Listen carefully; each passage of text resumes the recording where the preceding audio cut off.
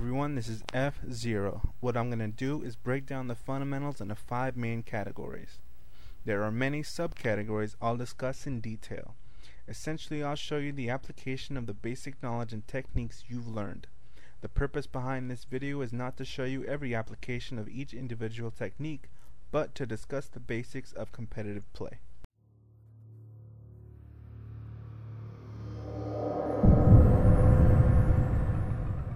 Defensive spacing is simply moving your character to keep space between you and your opponent. Do this by moving or attacking.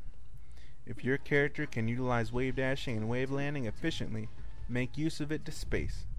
If your character is equipped with projectiles, use them to keep your opponent at bay. Faster characters can move around more and attack less, while slower characters have to attack more often to keep space.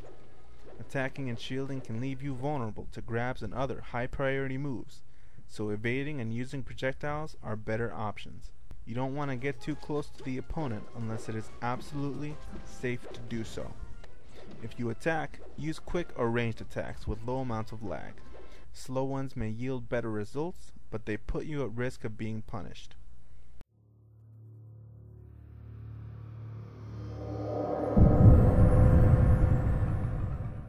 Approaching is very tricky in Smash. You don't know what your opponent will do, so you must approach safely. Utilize the advanced movement techniques or projectiles to approach, backing off if necessary, and only grab or attack when your opponent is vulnerable. Good players rarely leave themselves open to attack, but they may be vulnerable even when they don't seem to be. Be patient and wait for a good opportunity, such as a missed attack or a missed grab. It takes practice, but in time you will be able to recognize more opportunities. When you attack, make sure you space the attack correctly. Keep distance so that even if the attack hits the opponent's shield, you won't easily be punished for it. You want to attack or grab your opponent so that you stun them, enough for another attack or grab afterwards. Pay attention to how they react to your offensive action. Don't assume that because you use a certain attack, it will have the same effect every time. Take into account damage percentages and how they affect your hit stun.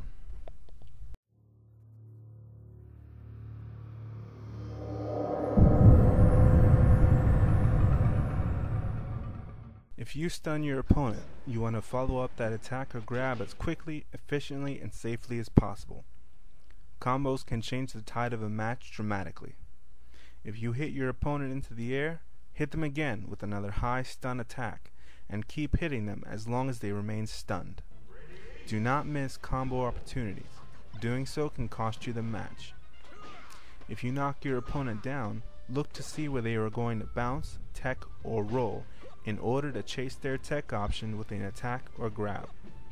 You can cover more than one option when you tech chase, and we will discuss tech chasing further in the advanced section. In order to follow up a hit, there are a few key things needed. 1. Know the hit stun, trajectory, and damage of your moves. 2.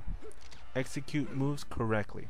Don't press the wrong button, miss an L cancel, or mess up the timing. Practice execution to make sure you can follow up without difficulty. 3. Be patient after you attack. React to, don't assume exactly where your opponent will be after you attack or grab.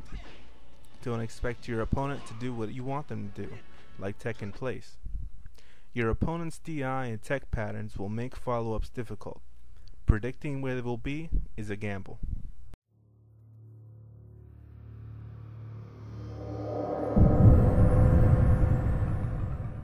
When you get your opponent off the stage, you want to keep them off until stock loss. Do not go off the edge unless necessary. There are a million ways to edge guard, and they vary between characters. Deal with each opponent's recoveries accordingly. Some you can attack easily, others you can edge hog easily. When your opponent is off the stage, they are in check. They have very few options to utilize in order to get back to the stage. Knowing these options and how to deal with them is crucial. Edge hopping is very useful here, as you can use the invincibility frames given by the edge to help you edge guard.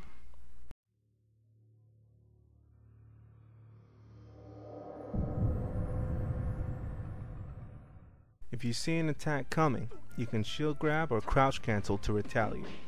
Some players will crouch and get hit on purpose to land an attack. Samus, Sheik, and Peach often do a crouch cancel down smash, so be prepared for it. It's important to know when to shield and dodge. You should shield often, but not every second. You can move your shield if you're in a bad position, and jump or move out of your shield if necessary.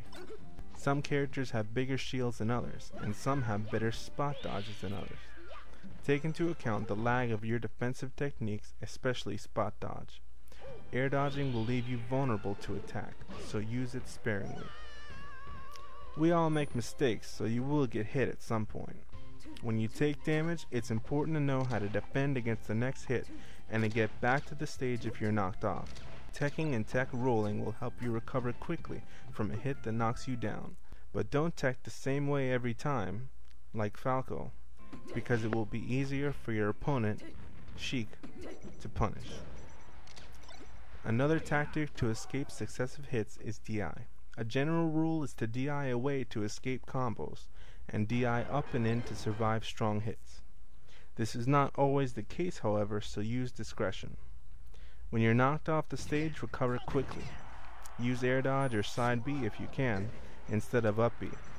Use up B as a last resort, because typically it is vulnerable to attack, and afterwards you're completely defenseless until you land.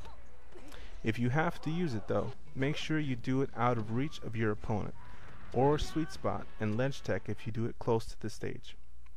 See the ledge tech tutorial to see more utilization. The link is provided below.